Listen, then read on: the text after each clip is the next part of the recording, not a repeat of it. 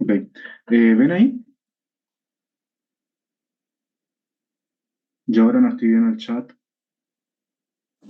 por la Sí, duda. Gaby. Ok. Bueno, vamos a comenzar a hablar un poquito, sí. La idea no era hacerlo solo. Realmente mañana van a estar unas preceptoras y nada de eso, pero vamos a comenzar a hablar un poquito. Vamos a ver que los temas para este parcial vamos a dividirlo entre protozoarios, son todos los que afectan al intestino, y las cavidades y colecta.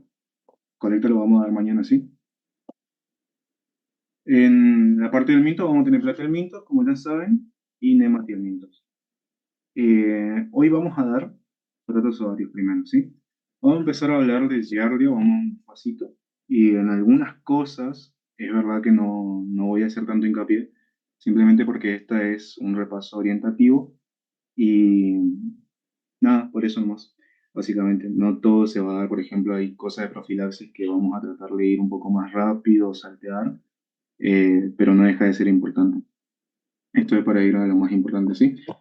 Entonces, Yerlia lamblia va a ser un protozoario, este de acá, que afecta al tubo digestivo y que pertenece al filum Sarcomastigófora. Dentro de la Sarcomastigófora nosotros tenemos, como ya habían visto en el parcial pasado, protozoarios flagelados y protozoarios que se mueven por medio de pseudópodos, que son los rizopodios.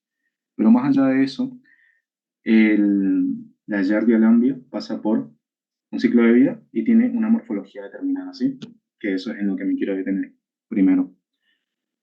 Eh, Vamos a dar Giardia lamblia un poquito más despacito porque necesito hablar de generalidades y Giardia me sirve un montón para hablar de generalidades y a ustedes les sirve saber las generalidades bien por el simple hecho de que les sirve mucho para hacer si no se acuerdan de una pregunta, por ejemplo, pueden llegar a hacer un descarte fácilmente con eso, ¿sí? En un múltiple choice, obviamente. Entonces, protozoario flagelado del intestino con dos formas. Va a tener una forma de quiste, que es la forma de resistencia, como ya saben, que es esta de acá, redondita o ovalada, que vive en el medio externo y que tiene resistencia a diferentes condiciones medioambientales justamente. Es un ciclo monoxénico, por lo cual va a tener un solo hospedador, que en este caso es el humano, pero no únicamente el humano, y el estadio infectante va a ser justamente el quiste. La vía de transmisión va a ser oral y el mecanismo de transmisión va a ser el fecalismo. En la mayoría va a ser esto, ¿sí? Capaz si ya estuvieron viendo que capaz que sí, habrán visto que la mayoría vamos a tener la misma vía de transmisión y el mismo mecanismo de transmisión.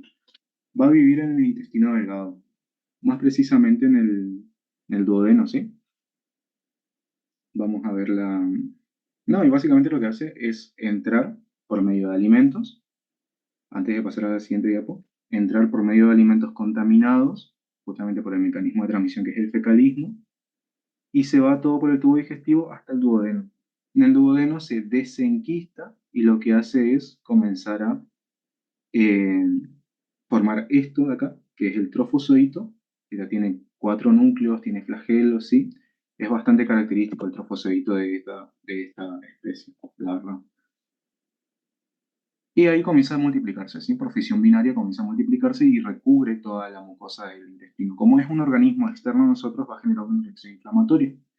Al generar una reacción inflamatoria, va a causar una irritación y además va a competir por nuestros alimentos. No va a dejar que nosotros absorbamos lípidos, hidratos de carbono, vitaminas A, D, E y K, que son liposolubles, entre otras cosas que vamos a ver acá. ¿Por qué le puse epidemiología si yo dije que hay cosas en las cuales no vamos a hacer tanto hincapié? Simplemente por el hecho de que acá hay datos que se repiten siempre. Y como ya les dije, capaz no hace falta que se lean la epidemiología de todo siempre si ustedes están apurados.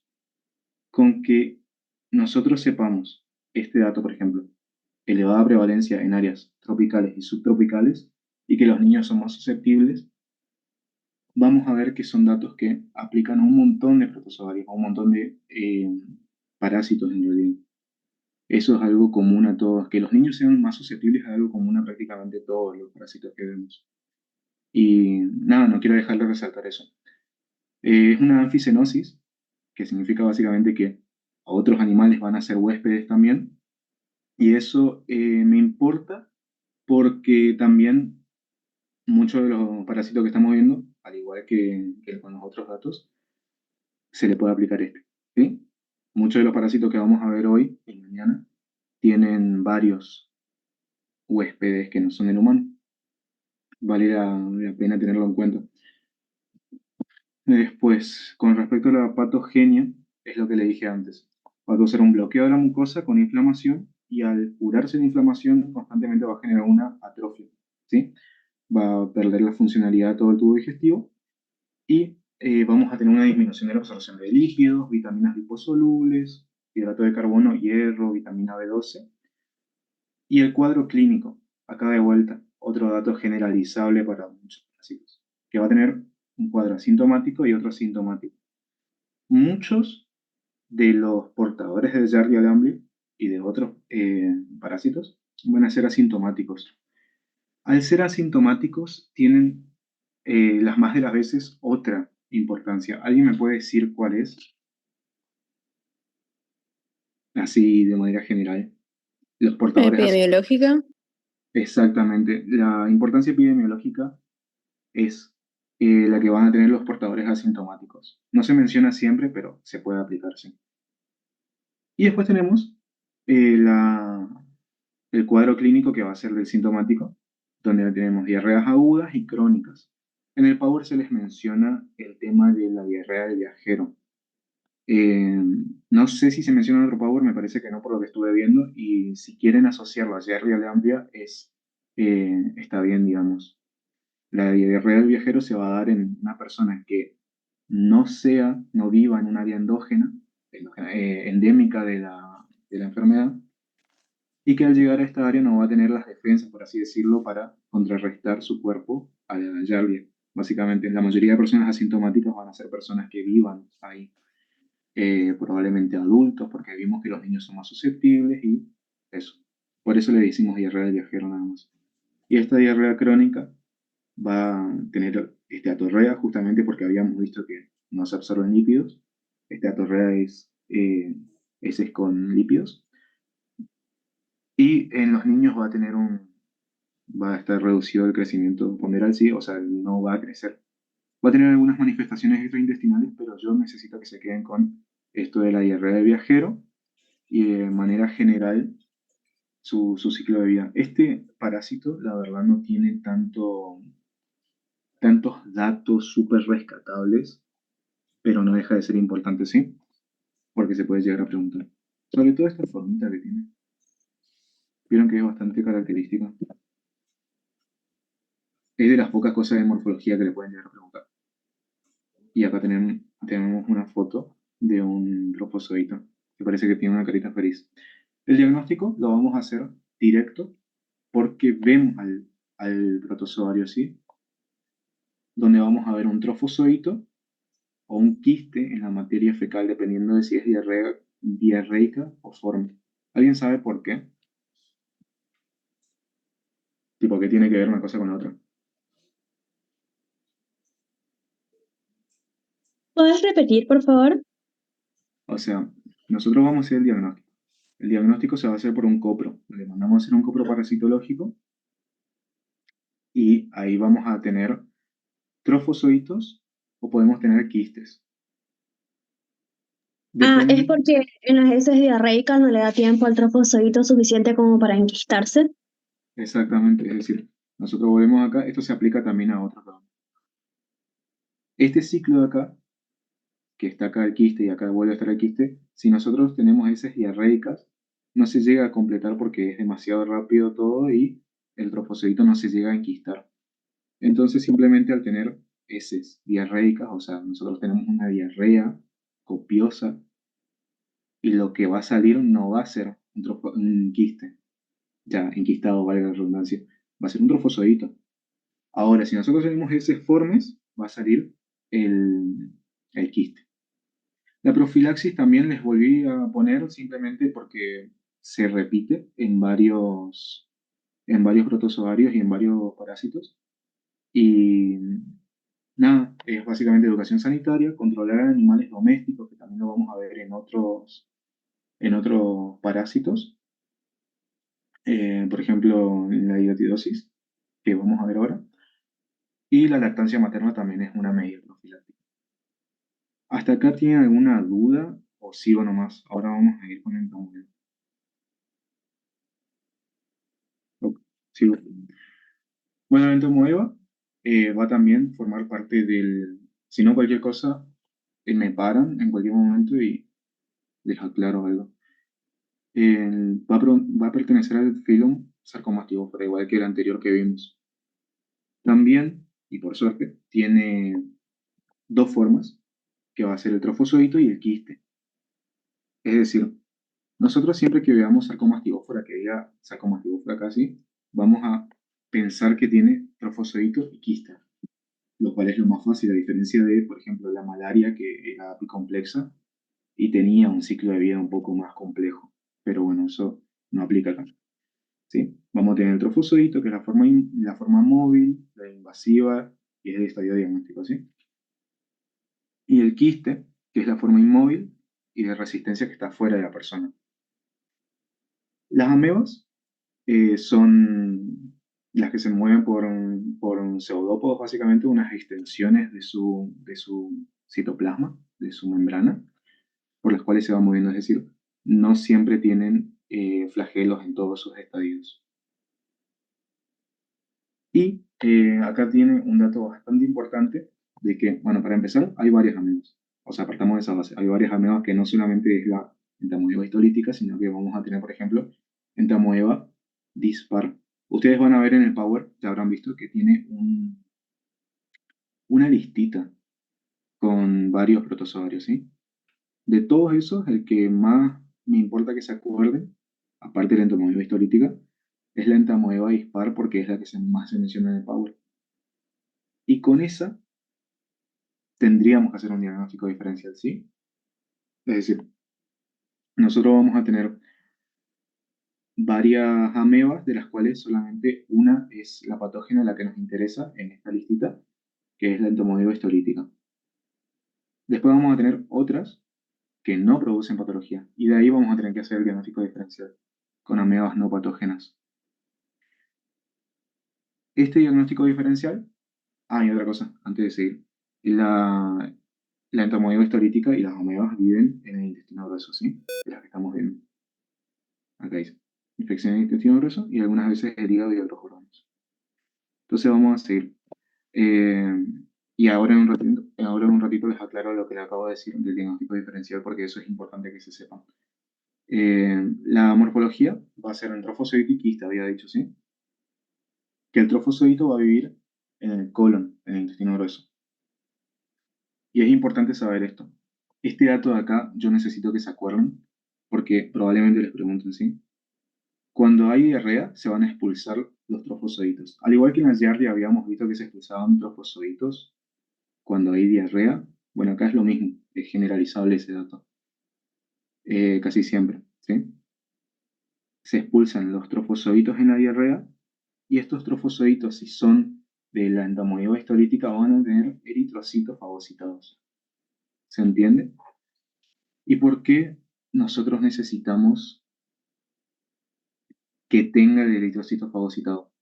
Porque la otra entamoeba, la entamoeba dispar que estábamos viendo acá, que es no patógena, no va a tener eritrocitos fagocitados justamente porque no se come nada dentro del humano, entonces no se come nada de manera que nos produzca una patología.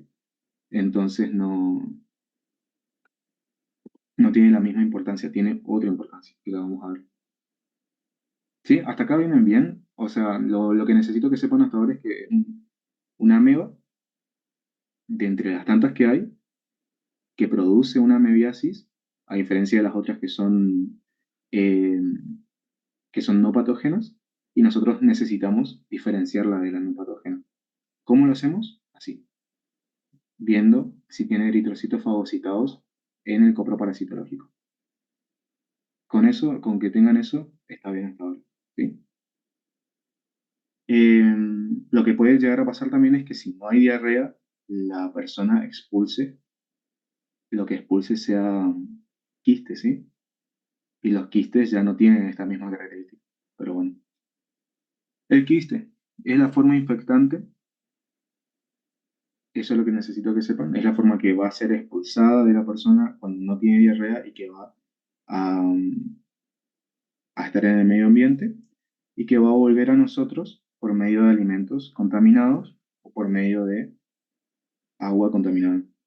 ¿Sí? Este sobrevive a un montón de ambientes externos, a un montón de ambientes adversos y esa es su importancia, ¿sí?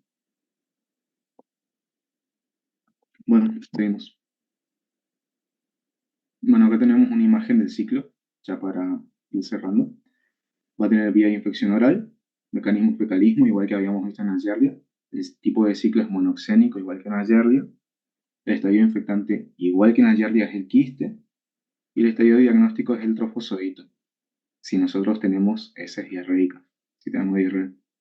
Si nosotros tenemos eh, heces formes, podemos ver una ameba, pero no podemos decir que es la entamoeba historítica, ¿entienden? Y el hábitat es el intestino grueso. ¿Hasta acá todo bien? Suelen preguntar periodo prepatente y periodo de incubación. No, realmente no es tan importante. En algunas muy pocas enfermedades nomás. Capaz en, no sé, en malaria algunos periodos eran importantes, acá no. Ok, gracias. Con respecto a la patogenia, básicamente van a ocupar toda la mucosa y el lumen del del intestino grueso, y lo que van a hacer es comer, o sea, comer, fagocitar, con la ayuda de enzimas histolíticas, el tejido que se encuentre. Eso incluye justamente los eritrocitos, que es lo que estábamos viendo recién. Y su acción va a generar una inflamación, una respuesta del cuerpo. Y por eso nosotros vemos que tiene rectosigmoiditis, o sea, una inflamación del recto y del colon sigmoide, una colitis fulminante y otras formas de inflamación, ¿sí? Y disentería. También vamos a tener, al igual que en el Giardia, de vuelta, la forma asintomática. La forma asintomática, de vuelta, tiene importancia epidemiológica, ¿sí? Porque esta persona sigue eliminando quistes, por más que no sean tantos o lo que sea, sigue eliminando y sigue siendo infectante. Algo con lo que necesito que se queden de esto, que capaz es de los datos más importantes del parásito, es que cuando nosotros vemos que el parásito está en el colon, este va a alterar la mucosa, es decir, va a perforar partes de la mucosa y la va a permeabilizar. Al hacerla más permeable, se puede ir por los vasos quilíferos, se puede ir por todo el sistema venoso y puede básicamente diseminarse por diferentes lugares del cuerpo. ¿A dónde se puede llegar a ir? Se puede ir a los vasos mesentéricos, o sea, van a terminar llegando al hígado y ahí van a hacer un absceso hepático, ¿sí? O el otro cuadro, que es que se pueden llegar a ir a el cerebro, al encéfalo, donde van a causar una meningoencefalitis mediana secundaria. Quédense con este dato, que es re importante. La meningoencefalitis mediana secundaria y relacionenlo siempre con la entamoeba histolítica. ¿Por qué secundaria? Porque cuando nosotros vemos al ciclo de vida del parásito, normalmente no está en el cerebro, ¿sí? No, no es su hábitat predilecto. Pero en este caso, en esta complicación, sí, se va al cerebro y entonces es secundaria. Una meningoencefalitis mediana secundaria. Después vamos a ver que hay otra, pero que es primaria.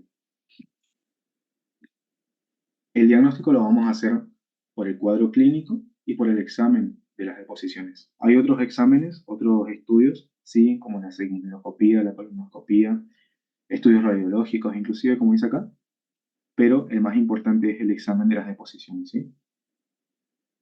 Y bueno, la profilaxis, de vuelta, es algo bastante general, como por ejemplo el lavado de manos frecuente que aplica a la mayoría de parásitos, lavar las frutas y verduras por el ciclo de vida que tienen, consumo de agua segura, hervida por los quistes, y evitar el contacto con elementos contaminados por la materia fecal. Hasta acá todo bien, si no seguimos. Este de acá capaz ya presenta un poquito más de complicación en el estudio. Así que capaz tengan un poquito más de dudas con este. Cualquier cosa me paran, ¿sí? Bueno, vamos a ver el blastocistis, ¿vale? Blastocistis y el Ballantiodes coli, que antes era Balantidium coli. Tipo, si yo le digo Balantidium coli a este, es porque me equivoco nomás, porque antes era así, pero ahora es Ballantiodes. Bien, acá vamos a tener lo mismo que estábamos viendo hasta ahora, ¿sí? Quédense con eso. Vamos a tener quiste y vamos a tener trofozoito, ¿sí? Vamos a tener forma de quiste y de trofozoito. Pero ¿qué pasa? Que el trofozoito, o sea, el blastocistis en general es un protozoario polimorfo. ¿Por qué? Porque el trofozoito tiene 5 formas. Va a tener una forma avacuolar y multivacuolar, la forma vacuolar, granular y ameboide. No es tan importante, pero por ahí genera dudas. O sea, saberse el ciclo biológico de arriba a abajo con todas las cosas estas no es crucial, pero por ahí que yo les explique que simplemente es un trofozoito que adquiere varias formas, es un poquito de ayuda, ¿sí? Porque estos son todo el mismo trofozoito, ¿sí? Háganse de cuenta que en su ciclo de vida lo único que va haciendo es como haciendo una inclusión, o sea, diferentes inclusiones en su citoplasma, y al hacer diferentes inclusiones en su citoplasma lo que hace es cambiar su forma en el microscopio óptico, ¿sí? En algunas va a tener muchas vacuolitas, o no va a tener vacuolas, en otras va a tener una forma irregular, que es la forma ameboide, justamente. Y acá tenemos algunos datos importantes, ¿sí? Que son calcados de Power, o sea, son los mismos que tienen el Power, vamos, si se quieren aprender. Que el quiste es la forma de resistencia y la forma infectiva, ya como en los otros que estábamos viendo antes. Después, la forma avacuolar y multivacular van a ser las que vamos a encontrar en heces frescas y formas predominantes in vivo, es decir, en la persona. Después, la granular tiene granulaciones en su citoplasma, no tiene ninguna otra característica. La ameboide también describe su forma nomás, que tiene una o varias vacuolas y forma irregular. Y la vacuolar también se halla con frecuencia, ¿sí? Eso es lo que dice el Power.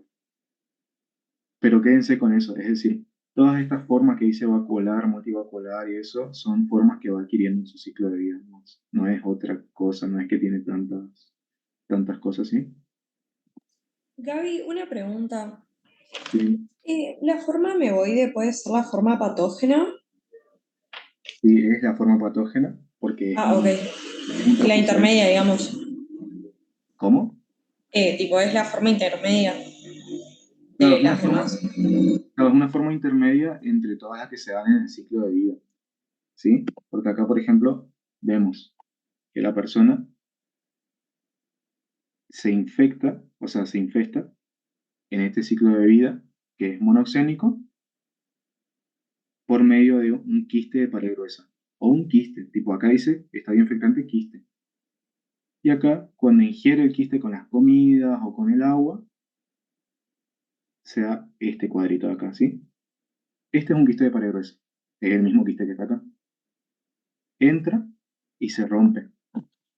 Al romperse, va a dar todas estas formas oculares que van a ir cambiando de forma y como alguien dijo, básicamente es una forma intermedia nomás, la me voy a decir. Es una forma que se da en su ciclo. Pasa a multiplicarse las formas oculares, se va a dar la forma ameboide, va a formar prequistes y va a seguir su ciclo de vida. La verdad, por lo que me dijeron en la cátedra, básicamente no es tan importante que se sepan exactamente todo el ciclo, eh, porque no es importante, no es tan preguntable. Por eso les aclaro que, o sea, no se compliquen tanto con todo esto que le dice acá. Ustedes sepan que tiene forma de quiste y de trofozoito. La forma de quiste es la infectante, la forma de trofozoito son la forma patógena, ya sea la ameboide, ya sea la vacuolar, la multivacuolar o la que sea, como cualquier otro trofozoito, ¿sí? Es eso nomás. Una Dale, dale, pregunta. gracias. ¿Sí? Con respecto a los subtipos, ¿es importante saber eso? Por ejemplo, lo de los subtipos 1 al 9 y el subtipo 3, eso que está en el Power. Con respecto a eso, lo único que yo aclararía es esto, que el subtipo 3 es el más común en sintomáticos, ¿sí? Todos no hace falta saberlo, no me acuerdo cuántos eran, creo que era más de 20, no me acuerdo sinceramente. Pero este dato sí me acordaría. No es tan preguntable igual, pero eso. Gracias. Bien. Bueno, hace todo su ciclo. Hace todo su ciclo en el intestino grueso, en el colon, trofosforitos en el colon, les dice acá, y elimina quistes de pared gruesa.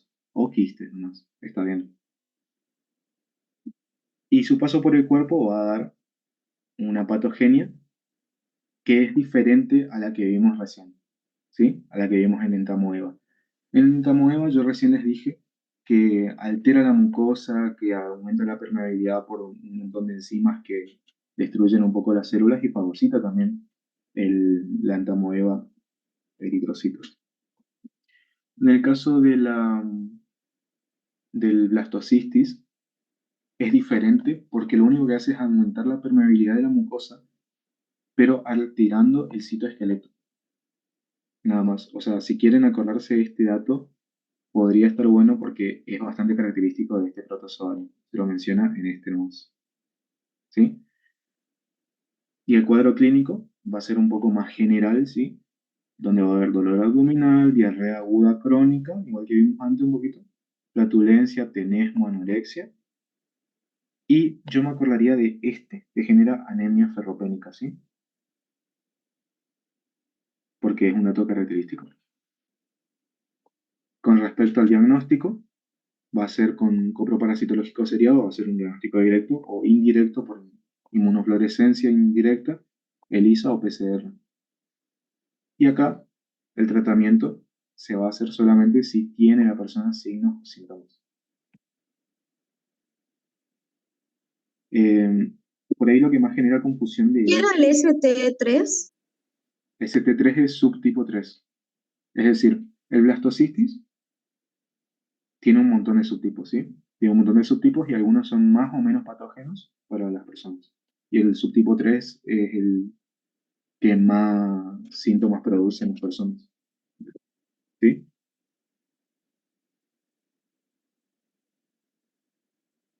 Bueno, entonces ahora vamos con Balantiodes. Capaz un poquito menos preguntable que el anterior que vimos, pero tiene un par de cosas que estaría bueno que se sepan.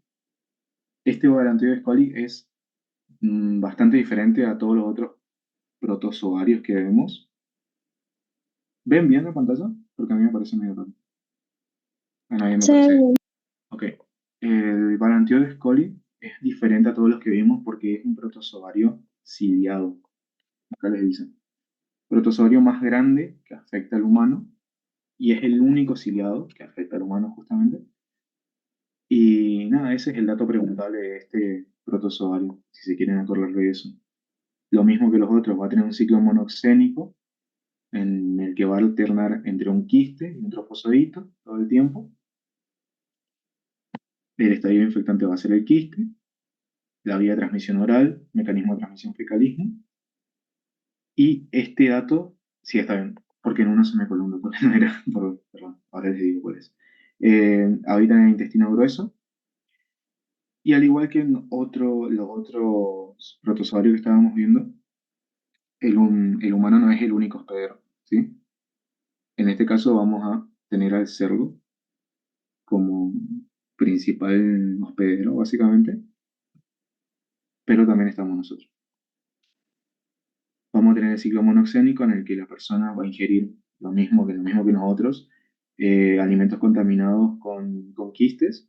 Los quistes se ingieren y en el intestino comienzan a diferenciarse en trofosoditos, los cuales se van a ir multiplicando. Y esto van a causar disentería y úlceras.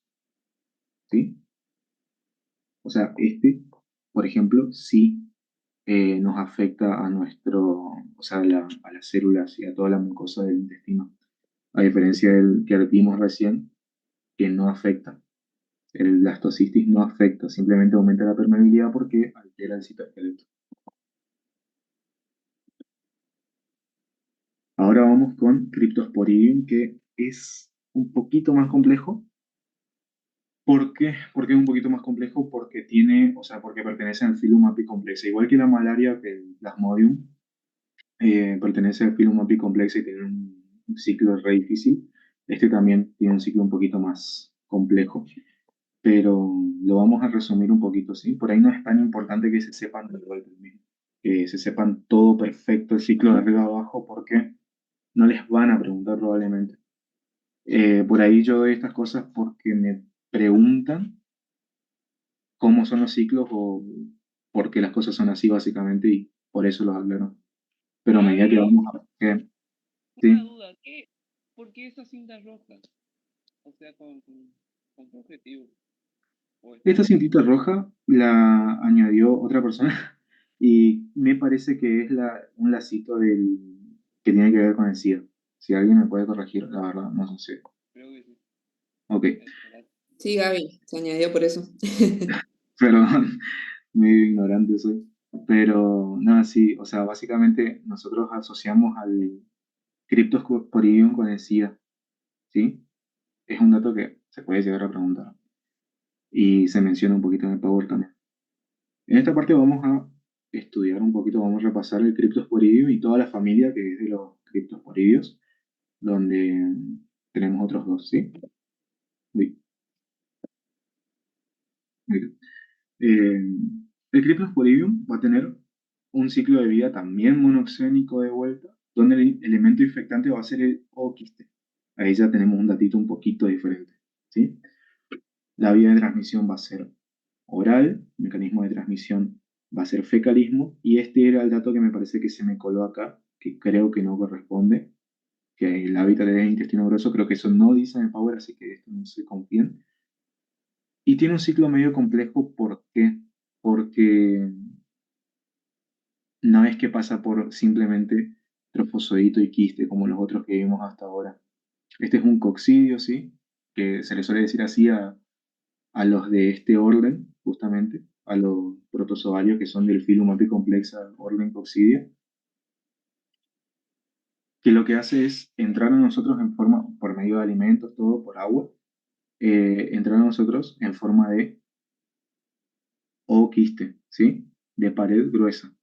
Eso es un dato un poquito menor. Con que sepan que es quiste y no quiste, está bien. Entra y se va al intestino. Lo que hace en el intestino es esto de acá. Ignoren que acá dice autoinfección, por favor. Ya les voy a explicar. Acá tenemos el ooquiste. Del ooquiste va a salir un esporozoito, ¿sí? Esto lo aclaro de vuelta, aclaro otra vez. Esto no es necesario que se sepan de arriba abajo. Simplemente, o sea, el ciclo de vida es difícil y yo lo explico para quien quiera saber porque me pidieron que explique.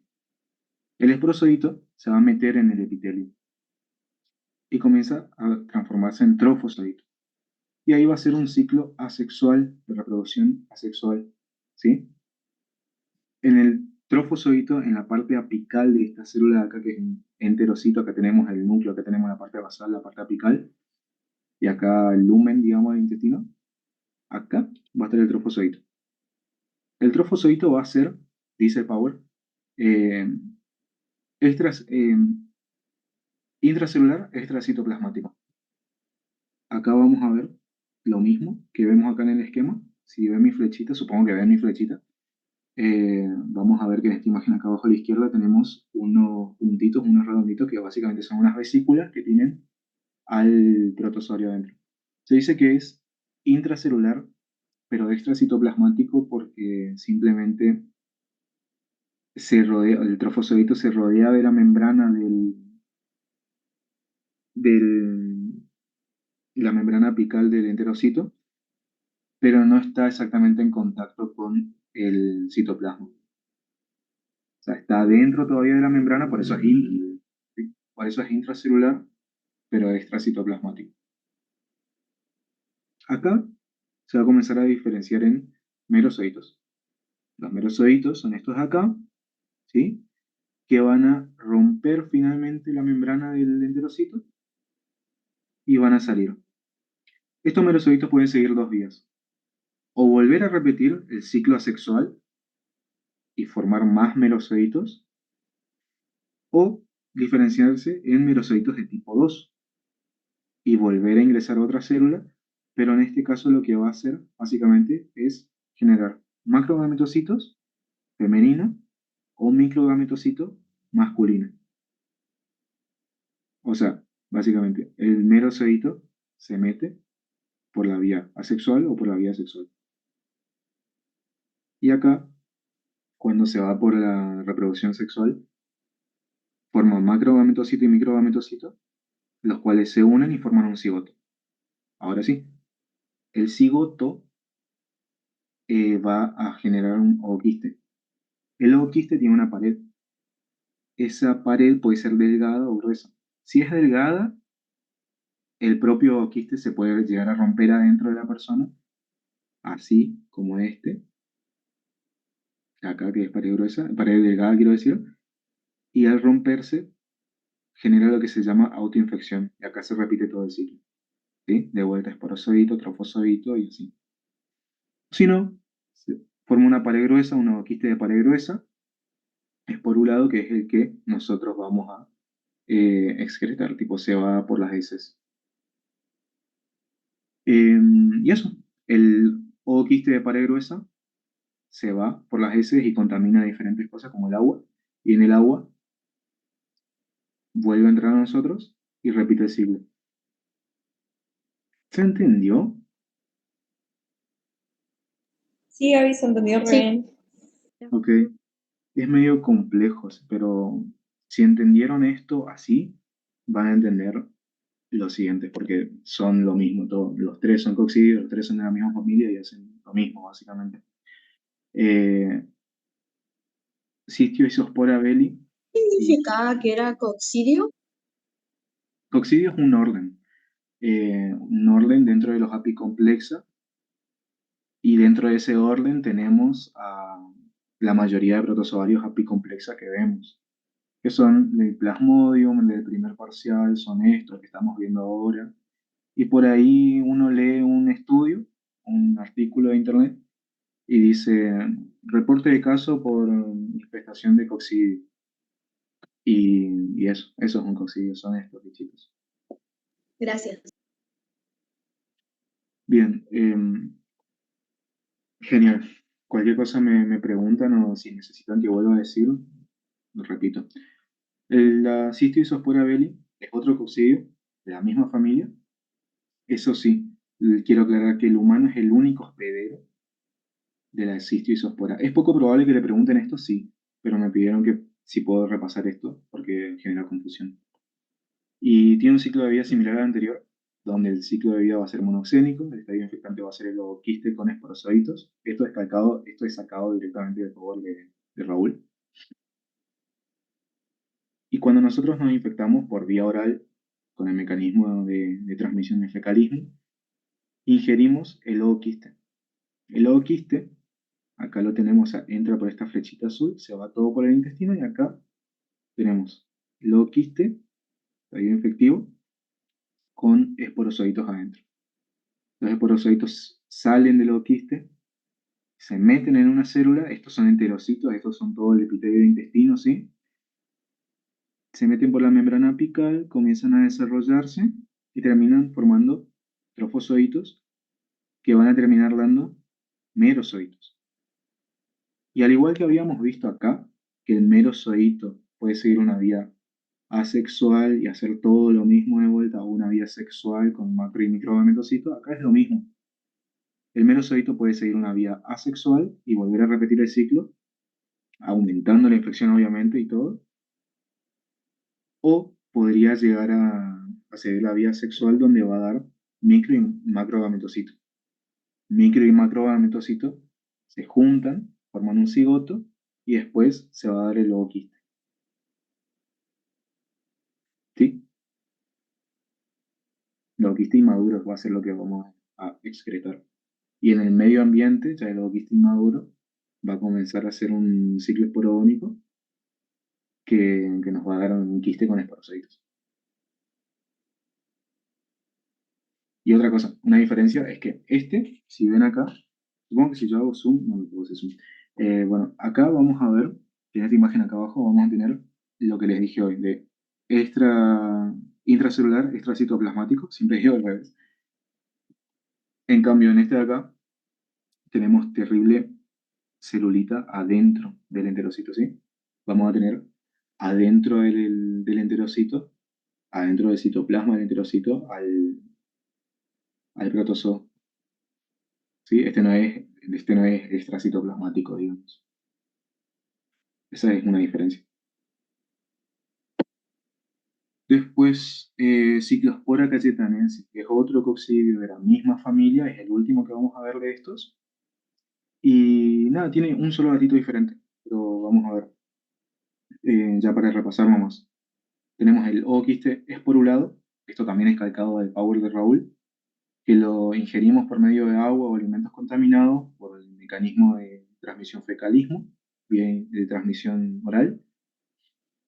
Y en el intestino va a ser este ciclo. Se va a desenquistar y vamos a tener lo mismo. Va a ser, este dibujito está un poquito más feito, pero básicamente el esporozoito, que es lo que teníamos acá, se va a meter adentro de una célula y va a ser el mismo ciclo hasta llegar a merozoito. ¿Sí? Y el merozoito va a poder seguir una vía asexual o una vía sexual. Y en la vía sexual vamos a eliminar nosotros finalmente el ooquiste inmaduro. Y el ooquiste inmaduro va a madurar justamente a hacerse ooquiste esporulado en el suelo. La única diferencia que volvería a ser nuestro estadio infectante, el ooquiste esporulado. La única diferencia de este con los otros es que tiene esto que dice acá, tinción de Kim-Jong en ese. Básicamente nosotros tenemos el copro parasitológico que lo mandamos a hacer, tenemos la muestra y lo preparamos con una tinción que no es la misma que vemos en otros, que esta es una tinción de Kim-Jong, también se puede hacer una tinción de Sil-Nielsen, pero eso no se menciona. Y sinceramente, chicos, les digo, no sé cómo se hace una tinción de Kim-Jong. O sea, es el dato que está en el Power. No, y se vería así. Esta es una foto de la tinción de Kim-Jong para el Cyclospora cayetanensis. Es un dato no tan preguntable. En general, estos tres, sobre todo estos dos últimos, ustedes ven que estos dos últimos los hacen en 2 diapos, o sea, una para cada uno. Se lo deja como muy al final, como que no es tan preguntable, entonces simplemente me detuve bastante en ellos porque me pidieron que explique su ciclo. Gaby, ¿Sí? creo que esos dos no están en el temario, así que igual estamos bien. Así, no hay que ¿Esos dos qué? Creo que no están en el temario. Creo. Ah, claro, le subieron el temario hoy, ¿no? Sí. Bueno. Está bien igual. ¿Y este está? Ese sí. Ok, perfecto. Bueno, igual hablar del ciclo de los otros dos nos sirve para repasar el ciclo de este, simplemente eso. Ahora sí pasamos a temitas un poco más importantes, ¿sí? Eh, ¿Qué puedo decir? Ah, sí, una cosa que le añadieron es el Dracunculus medinensis, ¿puede ser? Que entra. Sí. Bueno, ese también lo vamos a dar mañana, ¿sí? No es mucho el Dracunculus medinensis, no sé si le subieron al aula el PDF. Si no, les van a subir, obviamente, pero mañana lo damos.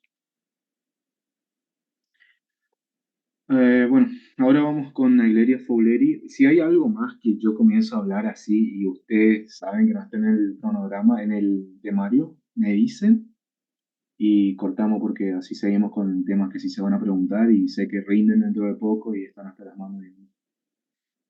Las amebas de vida libre, Naegleria fowleri acantamoeba. Gaby, ¿Qué? ¿Sí? Gaby, ¿Sí? en el chat pidieron si podías repetir cacetanensis. Cayetanensis. Sí. Sí, igual aclaro que este no entra, pero básicamente el Cayetanensis Cayetanensis lo que hace es ingresar a nosotros en forma de quistes por un lado, es decir, ese es el estadio infectante, vamos a empezar por ahí, y lo ingerimos a través de mecanismo de transmisión que va a ser el fecalismo, en alimentos, en agua contaminada, lo que sea, y se va a nuestro intestino. En el intestino comienza a hacer una desenquistación, ¿sí? A partir de ahí salen del quiste esporulado, van a salir los esporozoitos. Este de acá, abajo chiquitito, es un esporozoito. Ese se mete a un enterocito, a una célula del epitelio intestinal, y comienza a formar un trofozoito. El trofozoito se va a convertir en un meronte, un merozoito, acá dice. Y la verdad que este dibujito no me gusta, pero el merozoito lo que va a hacer es, si me permiten cambiarlo de diapo, va a ser lo mismo que está acá. Por eso hoy cambié de diapo nomás para explicar, ¿sí? Merozoito va a volver a hacer un ciclo asexual, o sea, va a salir de la célula del merozoito tipo 1 y va a repetir un ciclo sexual, o puede llegar a repetir un ciclo sexual, donde el merozoito tipo 1 va a pasar a ser merozoito de tipo 2, y el merozoito de tipo 2 se va a convertir en, macro y microgametocito, ¿sí? Esto no está explicado en el Power, tipo en una diapo no explica eso, sino que está esta imagen nomás, pero funcionaría de la misma forma que los otros anteriores que vimos. O sea, si ustedes entienden Cryptosporidium o Cystisospora belli, es lo mismo que Cyclospora cayetanensis, ¿sí? Lo mismo prácticamente. No sé si necesitan que explique de vuelta.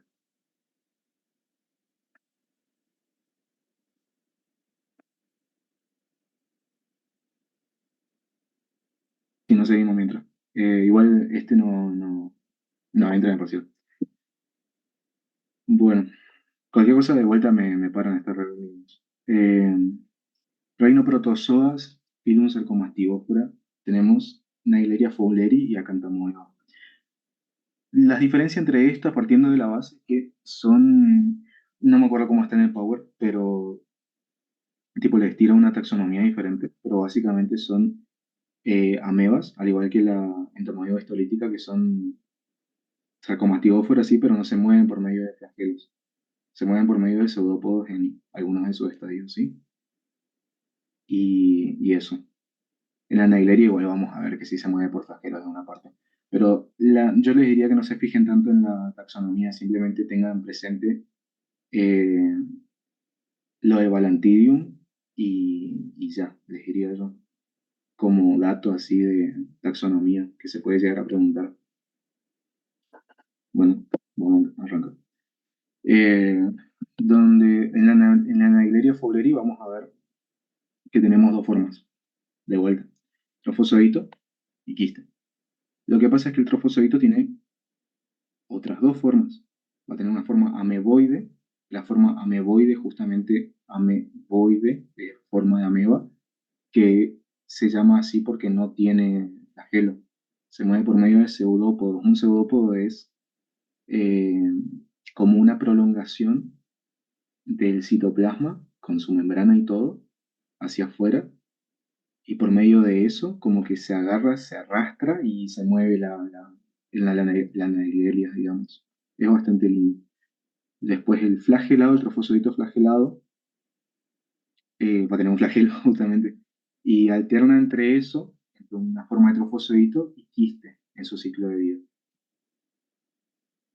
Bien, el ciclo de vida va a ser monoxénico, y la particularidad de esta y la que sigue, pero vamos a hablar de Naegleria primero, es que tienen un ciclo de vida libre. O sea, estos pueden estar libres todo el tiempo, tranquilamente, donde van a alternar entre quiste y trofozoito. Si necesita moverse rápidamente el trofozoito, va a adquirir forma de trofosodito flagelado y se va a desplazar hacia otro lado, ¿sí? Pero siempre están alternando entre una y otra. Nosotros vamos a ver que la Naegleria tiene algunos datos importantes de epidemiológicos, digamos, y es que se encuentran en todo el mundo, y si bien los casos de Naegleria, digamos, de infestación por Naegleria, no son tan comunes, son básicamente te matan sí o sí. O sea, es un protozoario que si entra al sistema de una persona, esa persona probablemente se muera. Y no hay mucho que hacer, es como la rabia, digamos. Y es un protozoario que vive en el agua, por lo general, en aguas y tiene una característica de que es termófilo y resiste muchos cambios de temperatura. Puede llegar a estar en aguas cloradas también. Y eso es importante también. ¿Por qué? Porque si nosotros estamos en el agua clorada de una pileta, nos podríamos llegar, o de un agua termal, por ejemplo, nos podríamos llegar a infestar con Naegleria y morirnos básicamente porque no hay mucho que hacer. Eh, Todavía, digamos. Entonces, bueno, volviendo al ciclo de vida, que me desvió un poquito. Nosotros estamos en contacto con el agua donde está la Naegleria, que es este organismo termófilo que estaba diciendo, y nos vamos a poder infectar por medio de los trofozoitos, ¿sí? Acá vemos que por medio de actividades recreativas en el agua, por ejemplo, nos infectamos con trofozoitos a través de la mucosa nasal. Es decir, este de la cavidad nasal, pasa todo por acá el agua, que trae la Naegleria, y a través de los filetes del nervio olfatorio que pasan la lámina cribosa del etmoides, penetran por ahí, es decir, por dentro de los axones del nervio olfatorio, y por este transporte axonal que hacen, este transporte axonal reverso, se comienzan a meter hacia el bulbo y se dispersan por todo el encéfalo. Y lo que hacen, por eso dice vía de infección nasal. Esto, si no me equivoco, dice así tal cual en el Power. Eh, lo que hacen ahí, no sé si puse, no, no puse. Lo que hacen ahí básicamente es, como dice acá, migrar al cerebro a través de la mucosa nasal y van a causar un cuadro que se llama meningoencefalitis a mediana primaria. Esto no importa si vos sos una persona enferma o sana, tipo, te da igual la meningoencefalitis a mediana primaria. ¿Alguien me puede decir cuál es el que daba meningoencefalitis a mediana secundaria?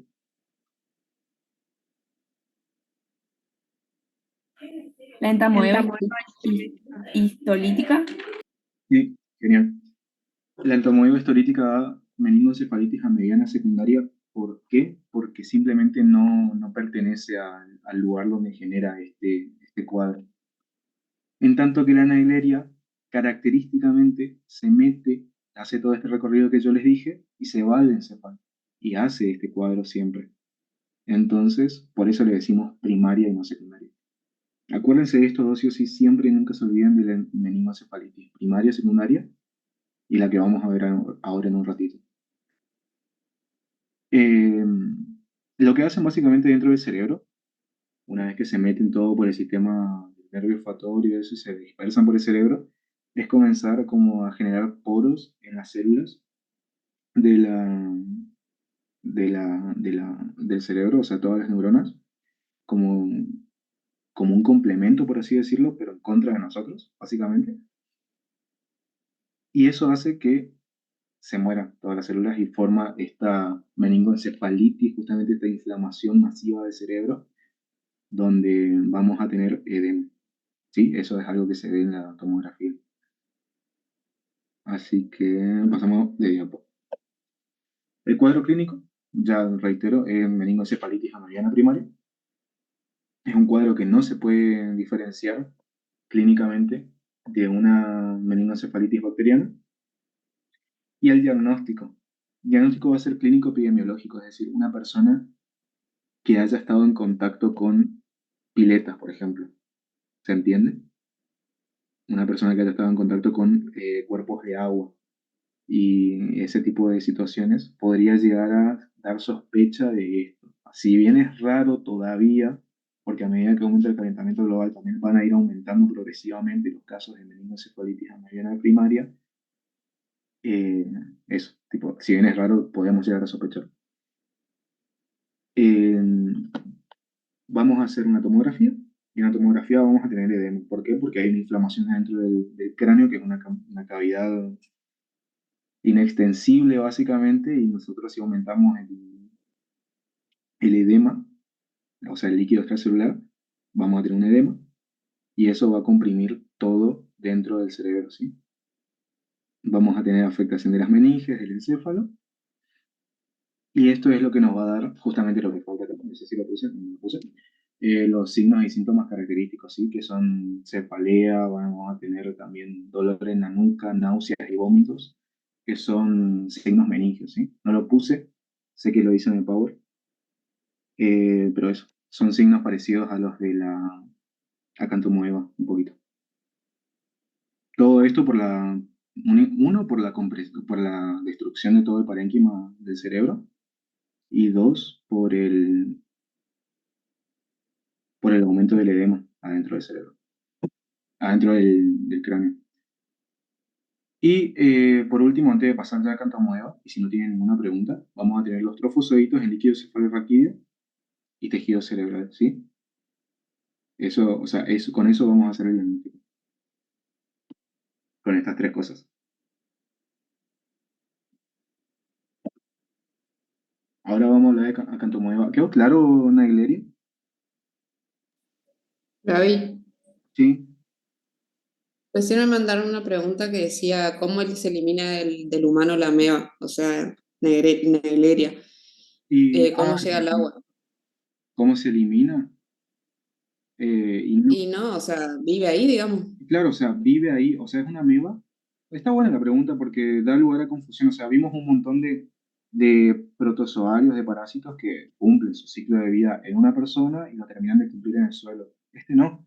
Y está buenísima la pregunta porque en realidad esta ameba vive en el agua, vive en el medio externo. Nosotros, por accidente, nos la metemos por la nariz y se va a nuestro cerebro y hace todo lo que les dije. ¿Sí? No es que se elimina, digamos. Y es difícil inclusive el contagio interpersonal. ¿Y cómo se elimina tipo con medicamentos? Me parece que con anfotericina B, pero eso no es tan preguntable, la verdad. No sé si dejé clara la pregunta. O sea, es una buena pregunta porque da lugar a confusión probablemente.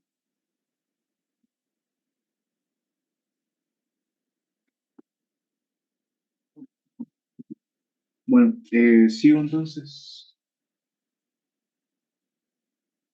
Em, bueno, la acantomoeba. La acantomoeba también es una ameba de vida libre que va a tener su morfología, su ciclo de vida y su patogenia y su cuadro clínico, ¿sí? En cuanto al ciclo de vida, vamos a tener una forma infectante, una forma diagnóstica y vía de infección. Esta va a vivir constantemente en el agua.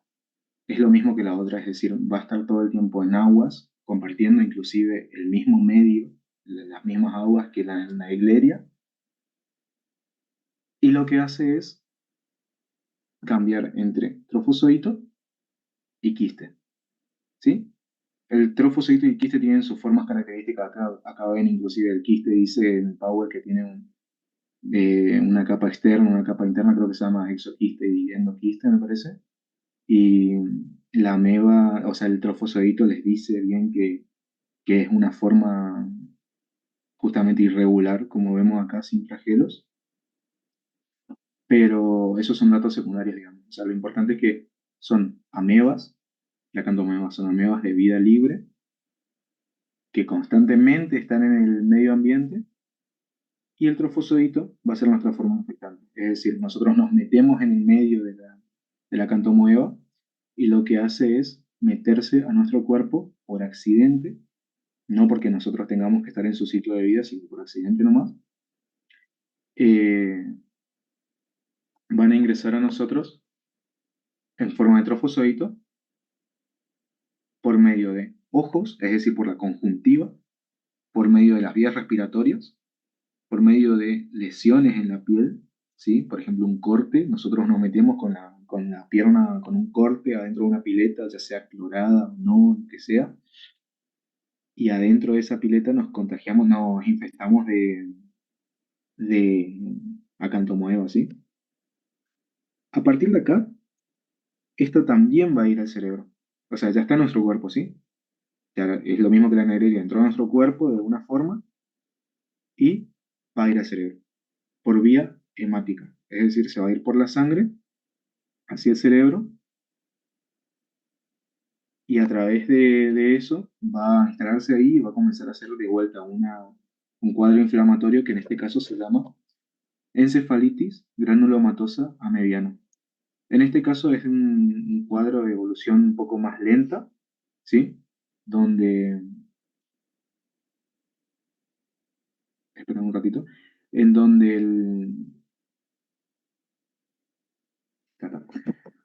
bueno, la encefalitis granulomatosa mediana va a ser un cuadro de evolución un poquito más lenta, donde forma granulomas, que tiene que ver con la inflamación crónica básicamente. Y, y eso también es un cuadro que si bien avanza más lentamente, es bastante letal también y tiende a matar a la persona que lo presenta. Entonces, quédense con esto, ¿sí? Esto es también calcado del Power de Raúl, donde la forma infectante dijimos que es el trofozoito. La forma diagnóstica va a ser el trofozoito o el quiste, como dice acá. Y la vía de infección va a ser múltiple, puse acá. Va a ser nasal, va a ser cutánea si hay una herida o conjuntiva. En el Power también les menciona algo que capaz se podrían acordar, porque les pueden llegar a preguntar, el tema de los lentes de contacto. Es decir, nosotros tenemos unos lentes de contacto que están mal higienizados y al ponérnoslo nos, nos infectamos básicamente con Naegleria, con acantomoeba por medio de los ojos y por medio de los lentes de contacto. Necesito que entiendan la diferencia, las dos diferencias más importantes entre una y otra. Naegleria es únicamente por vía nasal, tiene este recorrido que estoy haciendo acá con el mouse, esto nomás. No tiene otra forma de entrar a nuestro cuerpo. Este tiene por lo menos tres formas de entrar, ¿sí? Por toda la mucosa, básicamente, por también la mucosa genitourinaria, también puede entrar por los ojos, puede entrar por heridas, puede entrar por la mucosa nasal, la mucosa respiratoria, básicamente, y así. ¿Se entiende la diferencia? Uno es muy específico y el otro tiene varias formas de entrar. Y uno produce un cuadro, que es la encefalitis a mediana primaria, y el otro produce encefalitis granulomatosa mediana, que evoluciona más lentamente que la otra, pero que igual te mata. La Y el cuadro, cantamoeba, disculpa, la cantamoeba puede ser que también está en polo o en otros lados, porque también hablaba, creo, que se podía contagiar cuando estaban los materiales odontológicos, algo así. sí, eso también se puede. Sí, menciona lo de los materiales odontológicos. No sé cuál era tu pregunta. Si eso es correcto. No, claro, sí, es, porque creo que la otra, no me acuerdo el nombre, es la anagleria es estrictamente en el agua, ¿puede ser? ¿O no? Sí, eso es verdad. La neglería está en el agua y este también está en el agua, pero sí se describe el tema de los materiales odontológicos, lo de los lentes de contacto que también se puede contagiar de esa forma. Dale, gracias. Vale.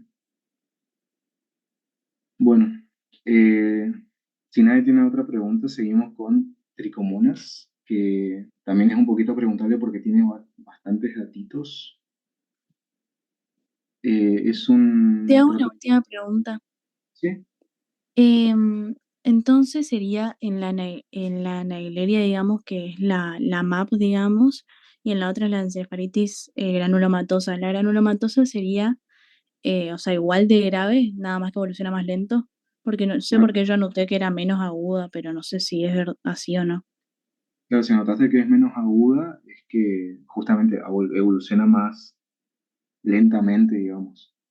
La verdad no te sé decir los porcentajes de calidad de cada una, pero sé que la encefalitis granulomatosa mediana, la única diferencia es que evoluciona más lentamente. Y la otra sí es bien aguda, bien fulminante. Dale, gracias.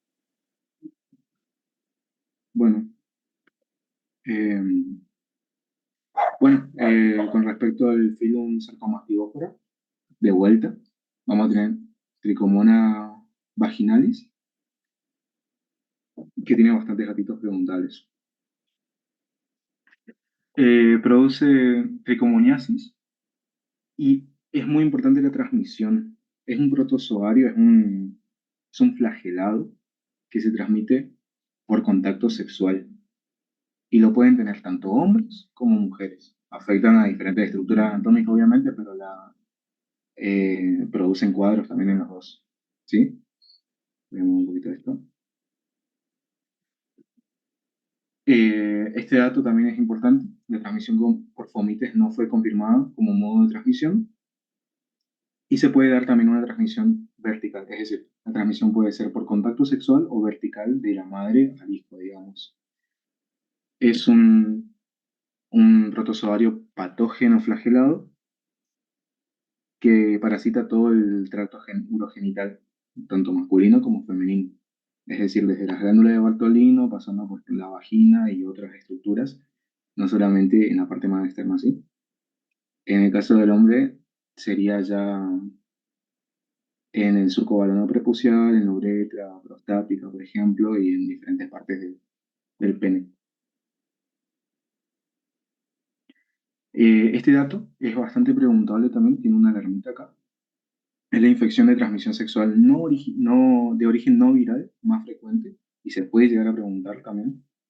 Y, y nada, con respecto a su morfología, es característico porque presenta solamente estadio de trofozoito y no es resistente. Como ya saben, el trofozoito, vos lo sacás del medio en el que tendría que estar, en el medio con su pH característico, con todo característico que necesita para vivir, y se muere. Por eso, la única forma de transmisión es sexual o por transmisión vertical, sin que salga de la persona. ¿Sí? Y la profilaxis también va a ser en torno a esto que les estoy diciendo, es decir, va a ser diferente a las de otros protozoarios que estábamos viendo antes, que era lavado de mano o cuidado con las comidas o cosas así, y ahora lo vamos a reemplazar por una pareja sexual estable, uso de preservativo, controles médicos, todo esto adecuado a su ciclo de vida, ¿sí? Siempre la profilaxis se va a adecuar al ciclo de vida, ¿sí? No dice nada más. No. Bien, quiero que se queden con eso, que no tiene forma de quiste, que es por contacto sexual, y la profilaxis, ¿sí? Si a usted le tiran una pregunta, un múltiple choice del estilo de protozoario que no tiene forma de quiste y que se transmite de forma sexual, o protozoario cuya profilaxis se promueve por medio del uso de preservativo. Y es evidente, es bastante característico realmente todo esto. No es un protozoario difícil realmente, tiene unos pocos datos más. Y con eso también no hace falta que se sepan toda la patología que puede llegar a producir. Y ya. Bueno, su ciclo biológico, ya cerrando, vamos a ver que la vía de infección es por relaciones sexuales, por transmisión vertical, como ya le dije, ya repasando nomás. El tipo de ciclo va a ser monoxénico y solo necesita una sola persona para su desarrollo, un solo individuo. El estadio infectante va a ser el trofozoito y el diagnóstico va a ser el trofozoito porque no tenemos otro. Y acá dice algunos de los hábitats que puede llegar a tener: glándulas de Bartolino, paroidetrales, vagina, cervix, y en el hombre, respectivamente, surco balano prepucial, uretra prostática, vesículas seminales. Y en el diagnóstico también va a ser un poquito diferente al de otros protozoarios, donde inclusive vemos que una muestra tenía con Papá Nicolau, es el diagnóstico justamente. O sea, hay un montón de preguntas bien características que se pueden hacer con respecto a esto. ¿Se entiende? Eh, si se entiende, pasamos a lo siguiente, que sería planteamientos.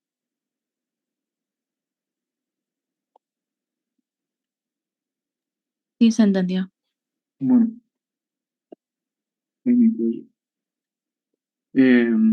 Bueno, los petelmintos así de manera general los vamos a separar en ciclofilidia, que van a ser estos de acá, y vamos a empezar por acá, ¿sí? Vamos a tener, bueno, perdón, vamos a tener a las tenias que van a generar cuadros que se llaman teniasis y cisticercosis, que van a ser tenia solium y tenia saginata. Estos son bastante preguntables, estos sí ya son recontra preguntables, ¿sí? Eh, Van a entrar, sí o sí. Yo no hago el parcial, pero sé que van a entrar, digamos. Entonces, el cuadro, o sea, el power original de la cátedra los encara directamente desde la patología. Por ahí yo lo explico bastante desde el bicho, digamos, del patógeno, desde el protozoario o el minto, lo que sea, y de ahí explico la patología. Pero de las dos formas está bien. Entonces, la teniasis y la cisticercosis son enfermedades que se producen la teniasis por el estadio adulto de, de la tenia solium o la tenia saginata, ¿sí? Y se produce en el intestino de las personas. La cisticercosis es producida por el estadio larvario, pero no de la tenia solium y tenia saginata, sino únicamente de la tenia solium. Esa es la diferencia. Es decir, tenia solium produce teniasis y cisticercosis, y tenia saginata produce solamente teniasis. Eso es un dato, pero recontra importante que les van a preguntar. ¿Sí? Y la cisticercosis tiene un montón de otras características porque ya no se limita al intestino, sino que se va a tejidos subcutáneos, se va a músculos, se va a ojos, todo el sistema nervioso, y genera otras complicaciones a la larga, o no tan a la larga también. Así que bien.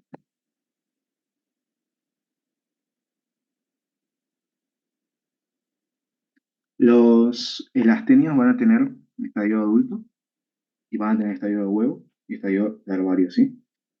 Los estadios adultos, vamos a tener el de Bacteria solium, no es tan importante esto capaz, eh, pero vamos a ver que de manera general las dos, como son cestodes, van a tener una primera parte del cuerpo, que ¿cómo se llama? Si alguien me puede decir. Colex. El cólex. Después vamos a tener un cuello que nos conecta con ¿qué parte? El estróbilo. El estróbilo. Y el estróbilo está conformado en su totalidad por ¿qué cosas?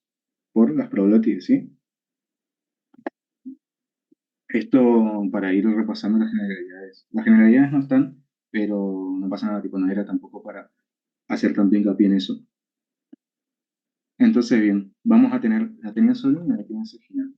Acá les tiro algunas características, que este tiene rostelo con doble cadena de ganchos y este tiene ventosas. Los dos tienen ventosas en realidad. Y después los otros datos importantes, estoy leyendo un poco. Los otros datos importantes eh, van a ser que el huevo va a ser el estadio diagnóstico para en la teniasis, ¿sí? Vamos a pasar al siguiente dato. ¿Les parece si les explico el ciclo de vida con el cuadrito, el esquemita que les pone en el power de la cátedra, como estaba haciendo con los otros? Me esperan un ratito. Sí, no, no hay drama.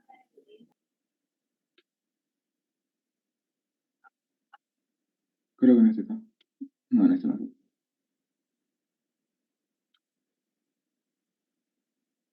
Acá está.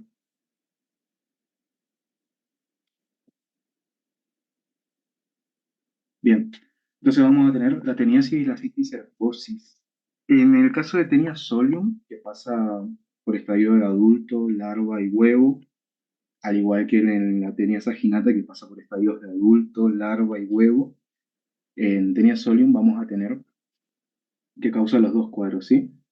Teniasis o cisticercosis. Primero vamos a explicar teniasis. ¿Sí? Vamos a tener que el adulto en el intestino delgado va a comenzar a liberar los proglótides con los huevos, y los huevos van a salir. Una vez que los huevos salgan, huevos o proglótidos grávidos en heces en el medio ambiente, van a poder pasar dos cosas. Que venga un animal, ya sea un cerdo o una vaca. En el caso de la Taenia solium, el hospedero intermediario va a ser el cerdo, ¿sí? Eso es importante también que se sepan. Se lo ingiere.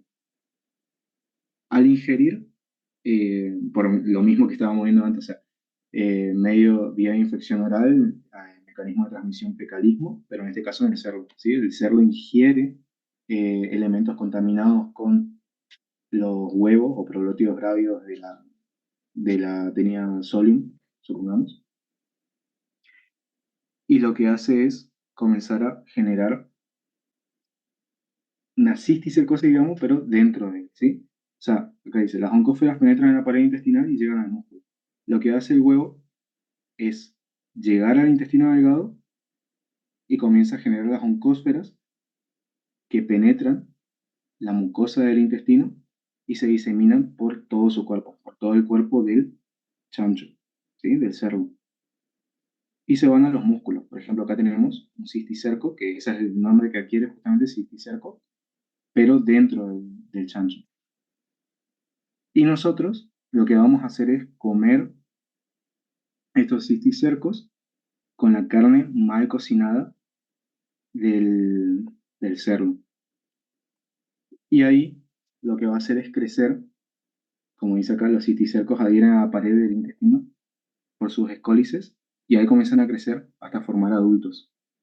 Es decir, los adultos sacan proglótides grávidas, que son las proglótides que ya tienen huevos viables, se van al medio ambiente y son ingeridas por cerdos, ¿sí? En el caso de Taenia solium. En el caso de Taenia saginata sería por vacas.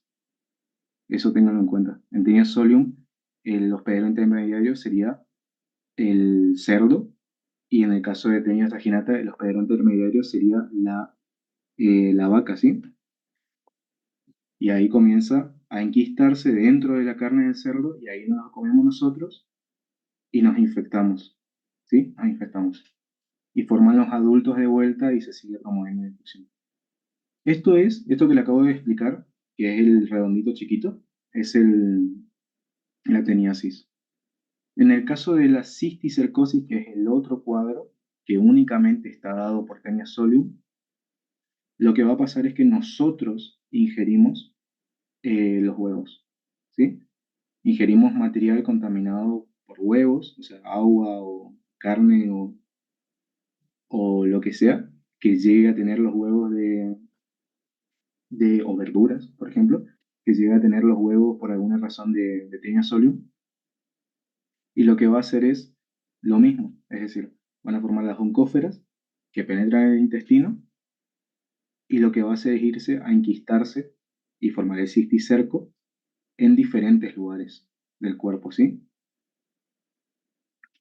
Por ejemplo, músculo, por ejemplo, tejido celular subcutáneo, como habíamos visto antes, o el cerebro mismo, ¿sí? Que generaría una neurocisticercosis, que tiene todo su cuadro clínico, ¿sí? Hasta que se entendió bien, al principio, la verdad me entraba un poquito, por eso les pregunto si se entendió. La diferencia entre uno y otro.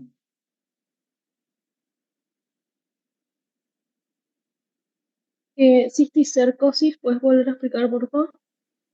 Bien, nosotros tenemos un adulto de Taenia solium, ¿sí? Porque la cisticercosis es exclusiva de la Taenia solium.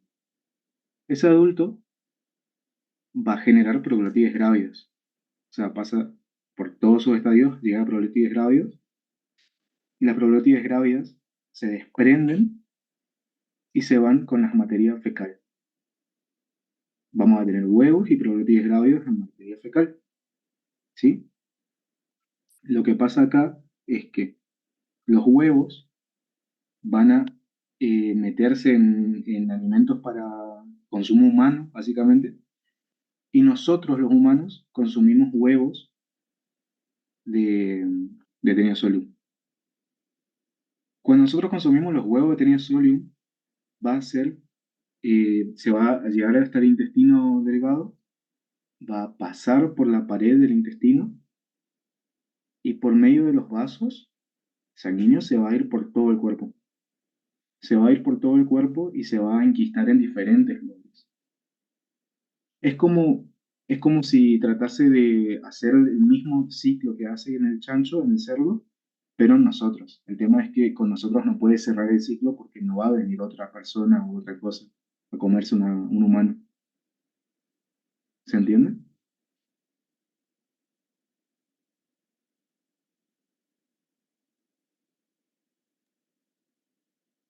Sí, se entiende, Gaby. Ok,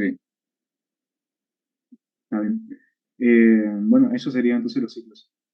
Entonces, acuérdense siempre que teniasis y cisticercosis se da por Taenia solium. Después, si hablamos únicamente de teniasis, o sea, un elemento que únicamente produzca teniasis y no cisticercosis, estamos hablando de tenia saginata. ¿Sí? El hospedero intermediario de la teniasis en Taenia solium va a ser el cerdo.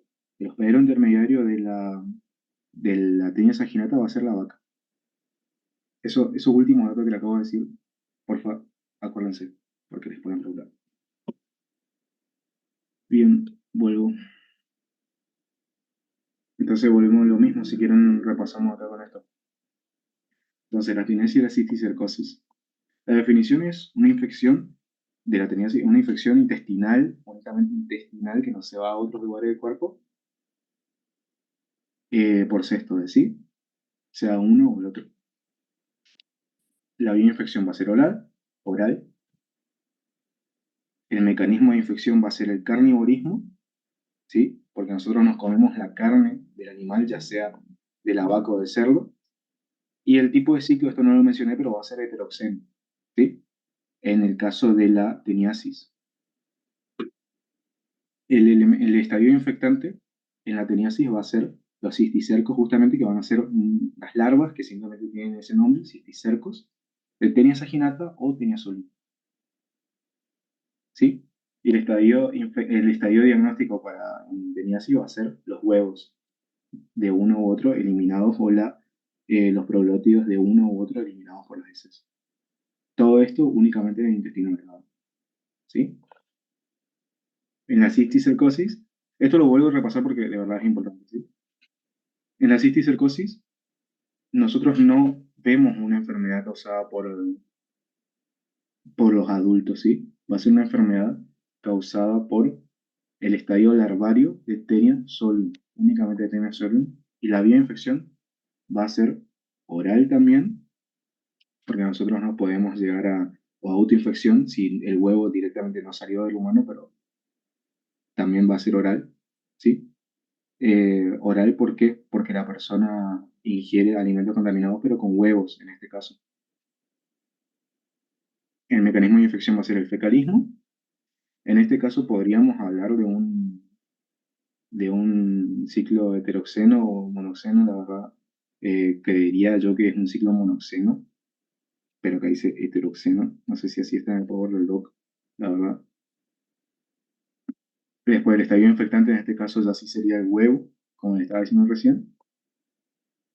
Y el estadio diagnóstico en este caso podría ser, o sea, va a ser el cisticerco que se podría ver mediante biopsias o cirugías o también por estudios de imagen.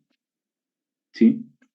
Quédense con eso, las principales diferencias. Con este cuadrito yo creo que van a ver re bien y ahora les paso el PowerPoint, ¿sí? Bueno, acá dice básicamente lo mismo que yo estaba diciendo en la otra imagen, pero con la patogenia agregada. Básicamente la patogenia que va a producir la teniasis va a ser exfoliatriz, porque va a compartir, o sea, va a competir, quiero decir, directamente por nuestros nutrientes, va justamente a ocupar espacio y, y con eso va a causar sintomatología, o sea, va a causar una patogenia mecánica ¿sí? Por el espacio que ocupa, por cómo se mueve también, y por la fijación de las ventosas a la pared del intestino delgado, va a causar una patogenia también.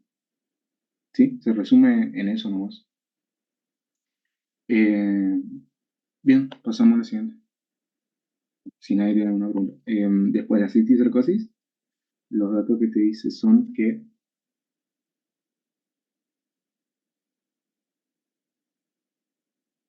es más o menos lo que estábamos diciendo antes, ¿sí?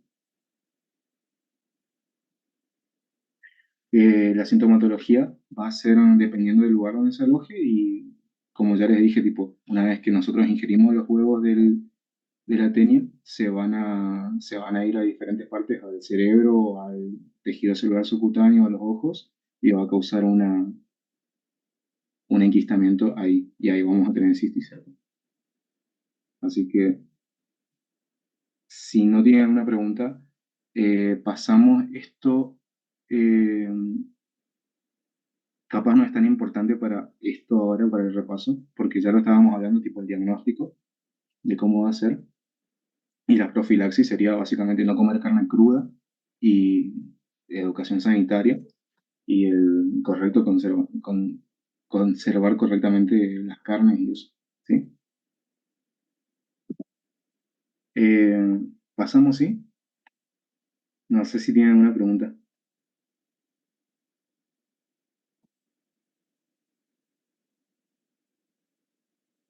Bueno, No, sí. está súper. Bueno. Vamos a hablar entonces de otro del orden Cyclophilidae, que es el Difilidium caninum, ¿sí? Que causa difilidiasis, ¿sí? Es un elemento que, como ya le dije, produce difilidiasis, que va a tener, se menciona así, la forma de adulto, que el Escolex, perdón, tiene esta forma característica, que tiene ventosas y tiene ganchos. Y los huevos también tienen una característica bastante especial, que es que son una bolsa ovígera, ¿sí? Tengo la boca medio seca. Tienen varios huevitos adentro, y esto que les rodea acá sería la bolsa ovígera, ¿sí? Vamos a tener huésped definitivo, huésped intermediario. En el huésped definitivo vamos a ver que tenemos perros y gatos, y en el huésped intermediario vamos a tener a las pulgas. El humano en este caso sería un hospedador accidental, ¿sí?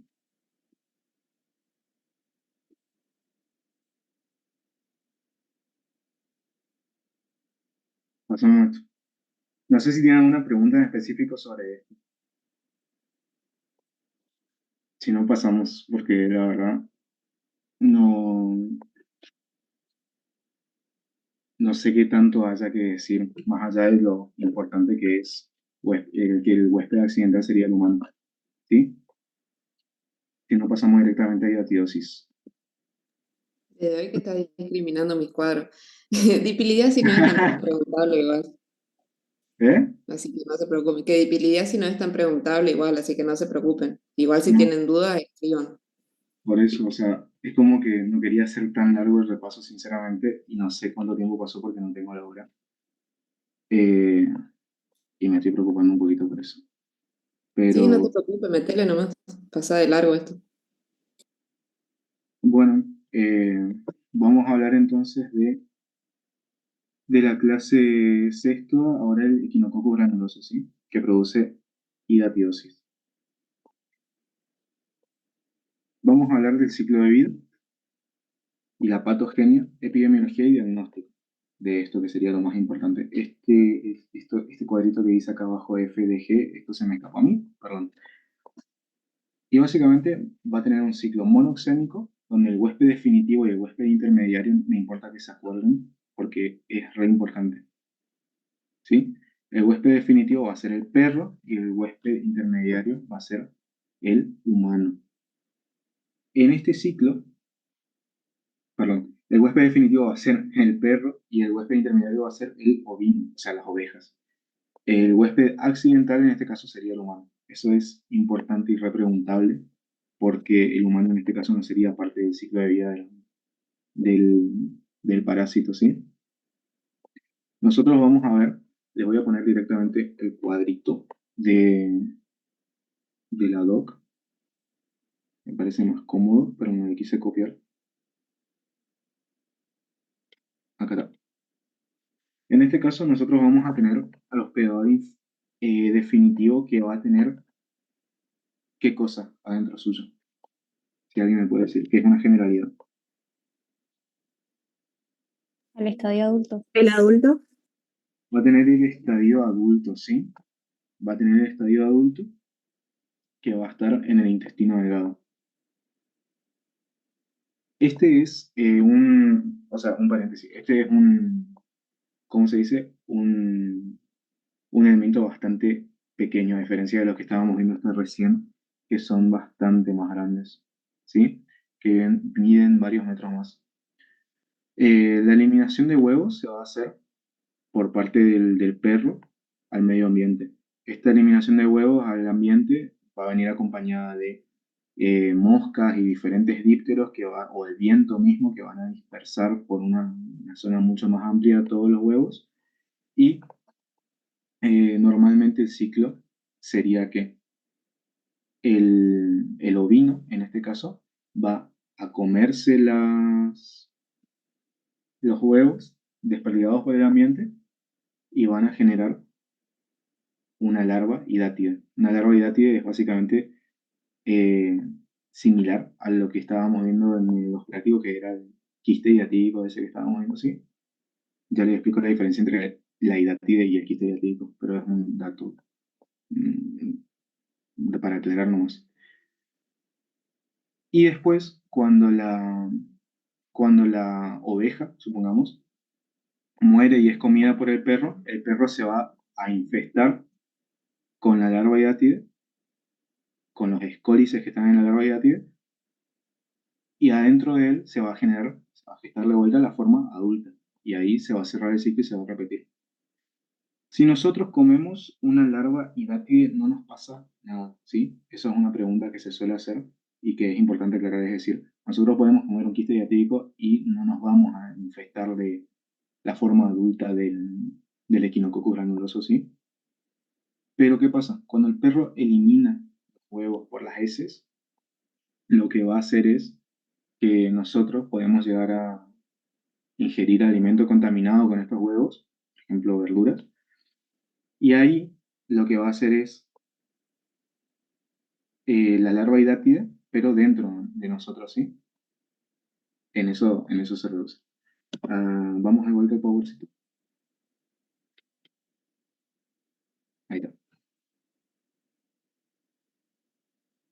Bueno, en el humano lo que va a pasar es que cuando nosotros ingerimos los huevos van a... Los huevos, perdón. Sí, los huevos van a viajar por la sangre una vez ingeridos, se van a ir a la sangre y de ahí a órganos diferentes, principalmente hígado y pulmón, hígado en un 60% y pulmón en un 20%, y también puede llegar a tener otros lugares donde se asiente, por ejemplo, el cerebro, por ejemplo, la médula ósea, como dice acá, y lo que hace es asentarse en un lugar, la larva, y comienza a crecer. Cuando la larva crece, comienza a formar esto que vemos acá, pero en el humano. Esto, ¿sí? Esto de acá es el quiste hidatídico. El quiste hidatídico es la larva hidátide que viajó por el cuerpo y aumentó de tamaño, pero rodeada de una capa externa inflamatoria, que ¿cómo se llama?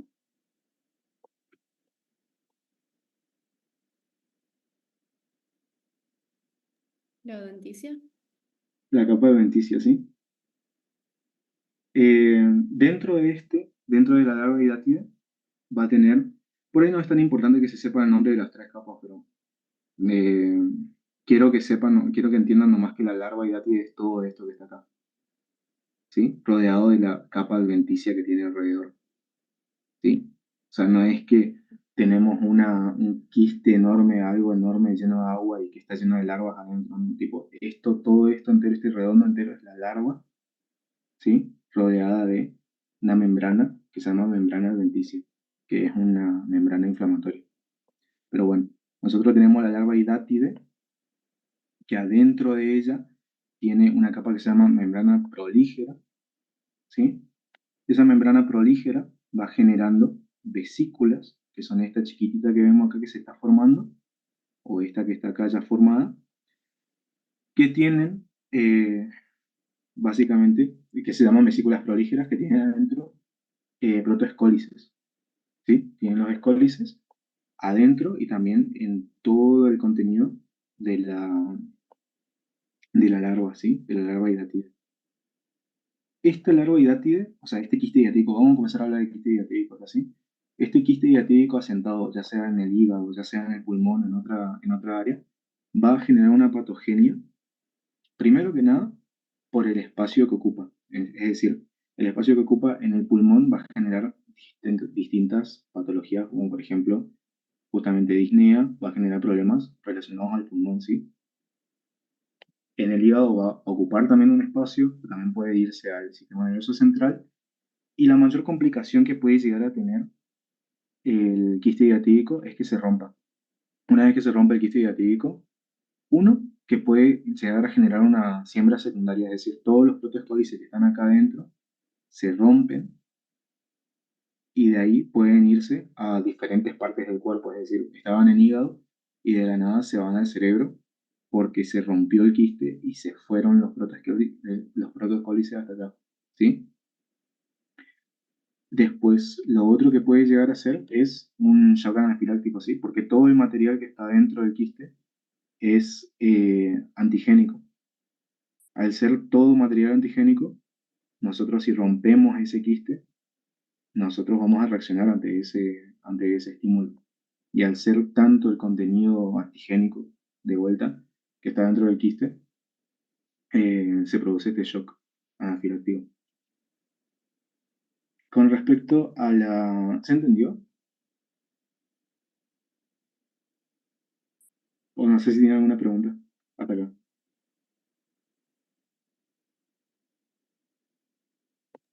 Sí, se entendió. Bueno. Bien. Quiero que se queden con esto, con lo de los huéspedes definitivo, intermediario y accidental, que es el humano en este caso, y algunos datos de epidemiología que son un poquito importantes y que se pueden llegar a preguntar así, tal cual como están acá. Primero que nada, que es una enfermedad de notificación obligatoria. Y segundo, porque eso se menciona así en mayúscula, en negrita en el Power, y por las dudas yo le diría que se acuerden. Y con respecto al faenado de carnes, o sea, normalmente se da en áreas donde se estila el faenar las carnes, en darle un pedazo de la carne justamente al animal que tenés al lado, ¿sí? Por ejemplo, tenés el perro al lado y vos estás con el pedazo de oveja, digamos, y le das la víscera esa que me estás por comer. Y el perro ahí puede llegar a eh, mantener el ciclo de vida básicamente del Echinococcus. Esto normalmente se da el Echinococcus, o sea, la hidatidosis se suele dar en población rural, donde se estila más este tipo de conductas, donde hay más perros salvajes también, que también tienen que ver con eso. Y después tenemos datitos importantes con respecto al diagnóstico, ¿sí? Con respecto al diagnóstico, va a ser clínico, como siempre, clínico epidemiológico. Vamos a ver que si una persona te cuenta que vive en tal lugar, en el sur de Argentina, en un lugar rural, cosas así donde se estila más el ganado ovino, nos da que pensar sobre hidatidosis. Y después, aparte de la serología que le podemos hacer para encontrar antígenos del Echinococcus, vamos a hacer un estudio imagenológico para el diagnóstico, ¿sí? Esto es característico un montón porque son pocas las enfermedades que vemos que prácticamente el 100% del diagnóstico se puede llegar a basar en estudio de imagen, ¿sí? Eso. No sé si tienen alguna pregunta. O sea, esto Estos gatitos de acá, acuérdense, por favor.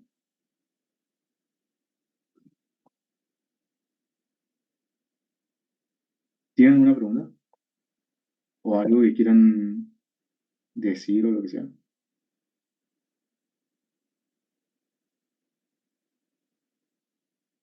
Se No, está todo entendió. súper. Se entendió todo, sí.